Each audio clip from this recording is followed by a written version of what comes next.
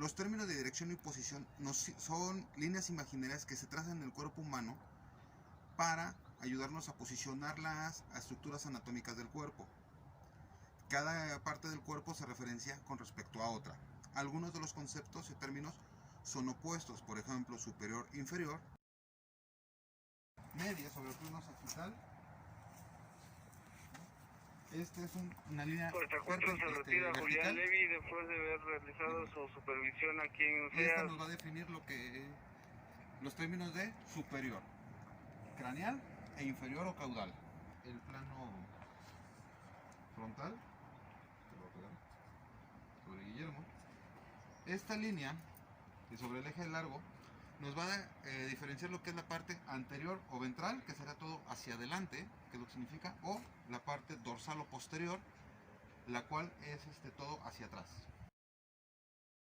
Medial se refiere a todo lo que está hacia la línea media o sobre la línea media. En este caso el corazón es un órgano medial con respecto al hombro.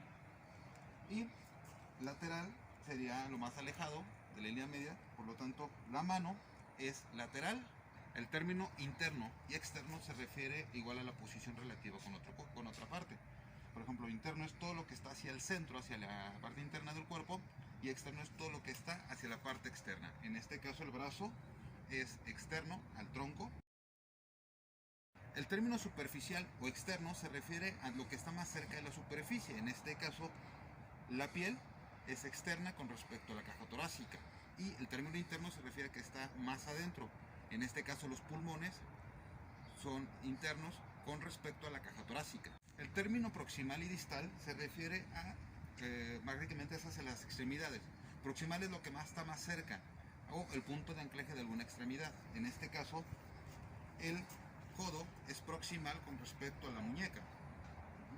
Y el término distal se refiere a lo que se aleja de esto, del punto de unión del tronco o de la extremidad.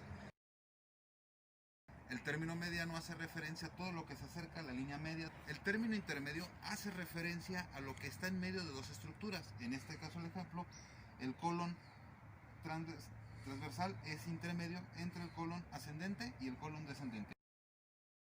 El término apical nos refiere a lo que está más cerca del ápice o del borde de vértice de un órgano. En este caso, este sería el ápice. Y el término basal nos hace referencia a lo que está más cerca de la base. El término interior nos hace referencia a que está más cerca del centro de un órgano. En este caso, los bronquiolos están más cerca con respecto a los glóbulos. Y la parénquima está exterior con respecto a los bronquios. Ese sería el término exterior.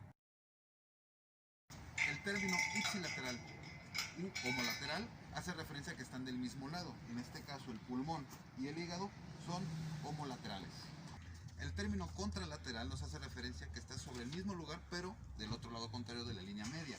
En este caso, el pulmón derecho es contralateral al pulmón izquierdo. Los términos de movimiento se definen con respecto a la posición anatómica y ocurren dentro y en torno a los ejes alineados de los planos anatómicos. El término flexión en los términos de movimiento es un movimiento anterior. Esto quiere decir que se acercan dos estructuras del mismo punto. Por ejemplo, hacemos una flexión y la extensión será regresar al mismo punto, anatómicamente correcto. Aducción nos refiere a la línea media sagital y es el alejamiento. Por lo tanto, la aducción es el alejamiento de la extremidad del brazo y la abducción sería el acercamiento al movimiento contrario. La rotación indica el giro de una estructura sobre el mismo eje. En este caso, por ejemplo, la cabeza. Giramos la cabeza, ahí tenemos una rotación. Y en otro sentido. La circunducción es un movimiento circular en una secuencia de flexión, abducción, extensión y aducción. Es un movimiento circular que se da, por ejemplo, en el hombro o en la cadera. El término supinación y de pronación nos hace referencia al movimiento del antebrazo únicamente, en donde en la supinación hacemos la palma de la mano queda viendo hacia anterior y la pronación, la palma de la mano queda viendo hacia posterior. Cuando tenemos el codo flexionado, la supinación nos queda con la palma hacia arriba, hacia superior, y la pronación nos queda con la palma hacia caudal. La flexión plantar es sobre la planta del pie y los dedos. En este caso es como ponerse puntillas. Hacemos ejercicio. Aquí levantamos y tenemos una flexión. La dorsiflexión o flexión dorsal es cuando tratamos de subir escaleras, sale la flexión y se levantan los dedos de la parte delantera del pie, es como si subiéramos una cuesta. La inversión y la eversión van respecto al eje medio sagital, en este caso es el movimiento de la planta del pie, acercarlo hacia el medio sagital y esta sería inversión y la eversión sería el movimiento contrario, que sería en esta línea imagen en el medio, y es el movimiento de desplazamiento hacia anterior de una estructura, por ejemplo la mandíbula cuando la hacemos hacia adelante, o la retracción es cuando la hacemos hacia atrás. La posición es el contacto entre el pulgar y el dedo meñique, y la reposición es regresar a la posición anatómica normal de la mano. Abrimos. La elevación hace referencia hacia cabeza, en este caso elevación es el movimiento hacia arriba de los hombros y depresión es el movimiento hacia abajo. Las líneas del tórax son líneas imaginarias que se trazan en el tórax del paciente. Estas nos sirven para delimitar las estructuras anatómicas del mismo tórax. La utilidad que se tiene de estas líneas es para referenciar algunas estructuras, así como para apoyar en los diagnósticos y colocación de electrodos para electrocardiograma. Vamos a iniciar con la línea media del paciente, que vendría siendo el mismo plano medio sagital, que va en este punto. Cruza exactamente verticalmente desde la nariz hasta caudal, ¿sale? Después tenemos lo que es la línea esternal, siguiendo anatómicamente los bordes del esternón.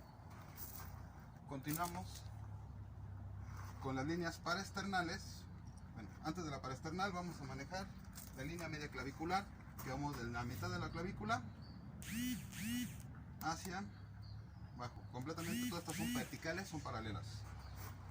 La línea paraesternal va entre la línea media clavicular y la línea esternal. Es exactamente en la unión entre el primer tercio y el tercio intermedio de la clavícula. La línea mamaria nos va desde la clavícula pasando por el mamilón.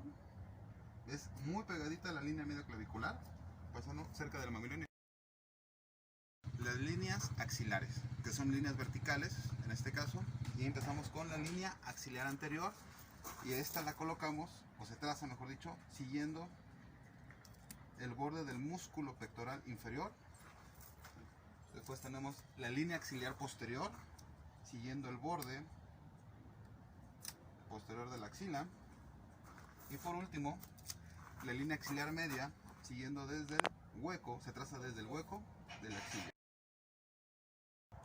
Las líneas abdominales son líneas que se trazan en la cavidad abdominal y nos sirven para identificar los cuadrantes o las 9 regiones del abdomen. La utilidad que tiene estas líneas abdominales es poder identificar fácilmente, con fines clínicos, el lugar de dolor y las estructuras que componen, que están dentro de estas regiones. La primera línea vertical, que sigue siendo la línea media, y ocupamos otra línea que viene siendo la línea umbilical, que viene aquí a la altura del ombligo, y se nos generan los 4 cuadrantes abdominales, los superiores, izquierdo y derecho, y los inferiores, izquierdo y derecho. Marcamos primero la línea media clavicular, izquierda y derecha. Estas se extienden desde la media de la clavícula hasta la parte de abajo. Después tenemos lo que es el plano subcostal, que va aquí.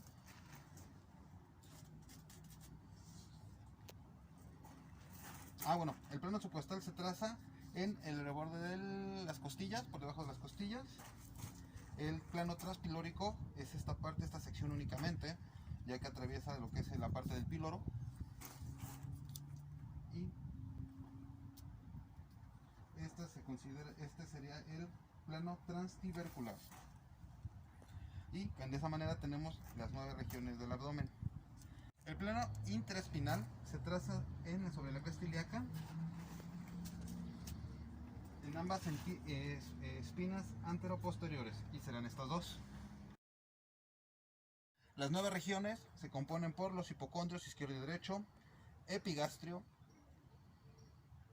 que es arriba del estómago, mesogastrio e hipogastrio, los flancos y lo que serían las crestas ilíacas.